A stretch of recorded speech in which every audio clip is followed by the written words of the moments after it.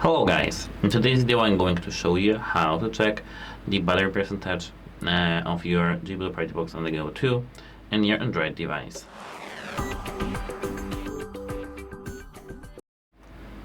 It doesn't really matter if it's an iPhone or if it's an Android phone, we need to have the application installed. And once we do have our application installed, which is called the JBL Partybox, we were able to see our battery percentage. But the first step to find our battery level is to go to the app. Wait a minute, where is this application? I have troubles with finding this application in my main menu, so it will take some time.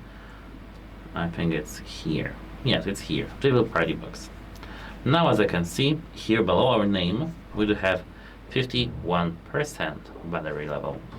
That's how to find it. That's it, I hope it helps you and goodbye.